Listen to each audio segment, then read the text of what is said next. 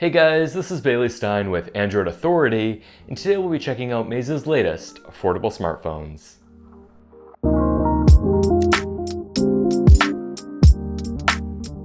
Alright, so before we get started, yes, this is indeed a single review of 3 different smartphones, the M5, the M5s, and the M5 Note.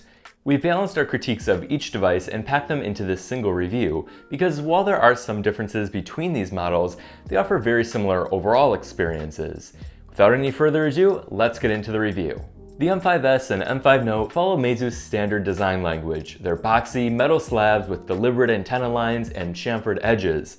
Unlike the M5 Note, the M5s has plastic top and bottom caps, but the M5 Note is otherwise more or less a larger version of the M5s. Overall, the design and build quality of each of these phones is impressive given the pricing. The M5 takes a slightly different route with its all-plastic design. It's not quite on par with the others in terms of build quality, but we found it to be the most ergonomical of the bunch thanks to its more extreme curves. We wish that each of these devices had a texturized power button, like some other phones do, in order to make it easier to differentiate between the power and volume buttons. Other than that, these designs are great. Since these are Meizu phones, they include Meizu's single key navigation setup, dubbed M-Touch. What this means is that the single tactile key on the bottom of the phone can be tapped to go back or pressed to go home. For multitasking, you just swipe up from either of the sides and you're good to go. This setup can take a day or two to get used to, but we find ourselves preferring it over the traditional Android layout, as it just feels more natural in practice. It's nice to see Meizu also embed fingerprint readers into the front keys of each device. They're not very fast, but they certainly get the job done. And for this price, that's all you can really ask for. The displays on these units are fine. The M5 Note's display is 5.5 inches and 1080p, whereas the M5 and M5s's displays are 5.2 inch and 720p. The M5 and M5s displays lack contrast, which makes colors appear washed out. The M5's Note display is a bit better, but it's still firmly low-end. Sunlight readability is a pain across the board though, so you want to think twice if you spend a lot of time outdoors. Moving on to performance, unfortunately all of the models here are noticeably slow even when doing simple tasks like launching apps. With their processor choices too, it seems like Meizu is simply clearing house of old parts, as the selection feels totally random. These phones are each powered by different, old, low-end MediaTek chips, which range from 1 to 2 years old. If you're looking for better performance at this price, we recommend taking a look at phones that utilize the Qualcomm Snapdragon 430 instead. The M5, M5s, and M5 Note are all unlocked dual-SIM devices. Sadly, none of them include support for 4G LTE in the United States. This means if you live in or travel to the US, you'll want to look elsewhere as you'll be stuck on 3G on both AT&T and T-Mobile. The base variants of each of these include 16 GB of storage, but you can insert a microSD card in place of a second SIM card to expand the storage. The M5 Note's built-in speaker is the best of the 3, and the M5s's is the worst, but to be honest, each produce crappy distorted audio.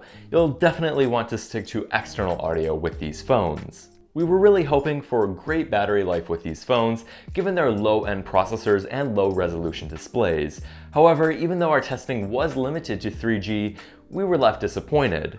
The M5's battery life is adequate. We estimate a full day with 4.5 hours of screen-on time when connected to LTE.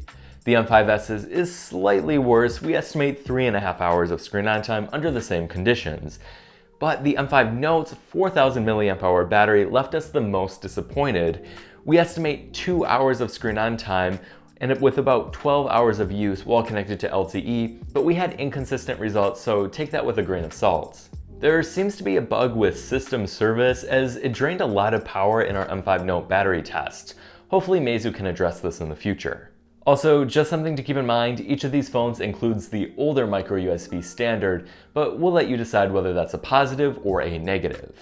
Although the M5 series all use 13 megapixel f2.2 rear cameras and 5 megapixel f2.0 front cameras, each model delivers different results. The Meizu M5's camera sits somewhere in the middle in terms of quality.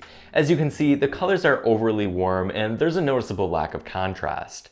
The phone tends to underexpose image too, and struggles to capture both the highlights and shadows in many scenes. Sadly, the camera on the M5s performs worse. This one really struggles with dynamic range, and colors can be incredibly inaccurate. While it's certainly possible to get a nice photo, we often found it difficult to work with.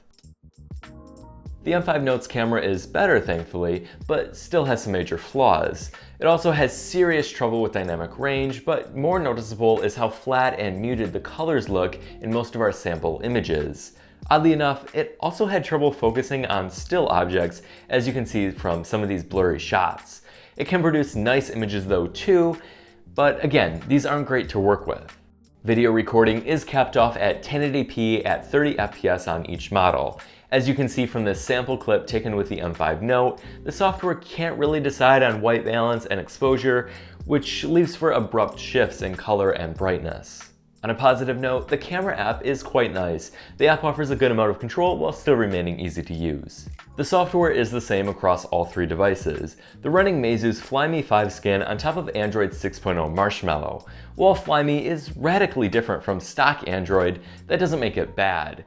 Flyme's design and simplified user experience is commendable. Everything seems well thought out, from the UI colors to the special balance between customization and practicality. We want to highlight that the core Flyme experience is great, even for foreigners. However, there are still some issues that you need to be aware of.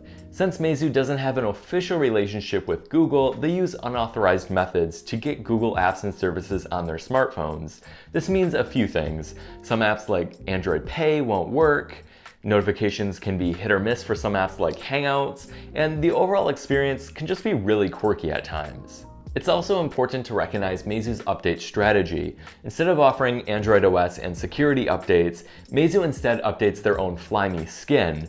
This isn't unusual at this price, but again, it's something that you need to be aware of.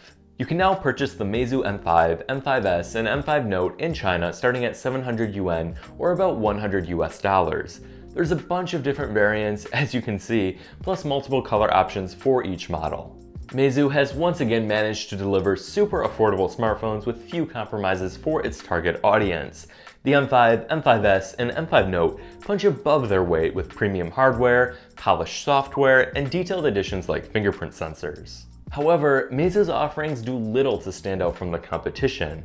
While we think it's great to have options, we do not recommend these devices for Western users. The global software quirks, poor performance, and inconsistent battery life are major drawbacks, even at $100. Instead, you might want to consider Xiaomi's budget options, or if you're in the US, take a look at options directly available through your carrier. And that will be all for this video. Please be sure to give it a thumbs up if you liked it, and don't forget to subscribe if you haven't already. Finally, check out our website for even more coverage, as we are your source for all things Android.